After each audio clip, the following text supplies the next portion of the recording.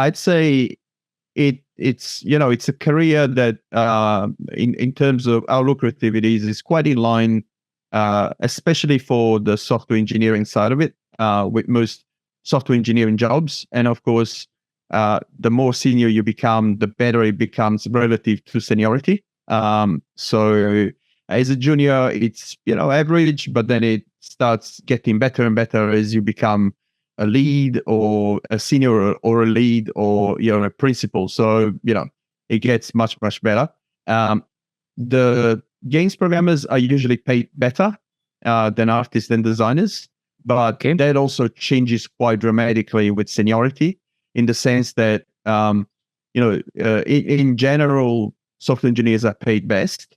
However, some of the game designers out there are really super rock stars, right? So they can get incredible salaries because their name is attached. It becomes almost synonymous with the game, right? And so there's a little bit of variance. That's why I was saying it's hard to tell exactly what do you mean by lucrative. It can vary quite a bit. After all, it is a creative industry, so the same would apply if you were thinking about the movie industry. Is it lucrative? Yeah, of course it is. But what does it mean for the individual? Well, your mileage may vary, obviously. Now, having said that, something that probably some of the students who might be listening to this have not considered, and this is something I tell my students as well quite a bit, is that making games for entertainment is one path. More and more, there are jobs around simulation, robotics, and all manner of accessory areas, simulations in augmented and virtual reality and so on. The skill set required is exactly the same. However, you end up working sometimes for large corporations deploying training systems or, military systems or something else. Now, the pay in some of those assignments could be even better, in fact.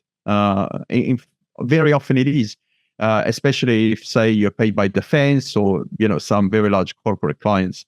So there are now broader career pathways as well that were not there, say, when I was a young version of myself, that open up and give better career opportunities or multiple career opportunities as well. Sure. In the sense that you can work for a games company, for defense, you can work for, consulting. Simulation, right. Absolutely. And there's an entire trend of, a lot of organizations looking at gamification, bringing gamification to some aspect in terms of their product or service experience to make it more fun and engaging for consumers. So that again, I'm sure will open up a whole host of jobs and career opportunities.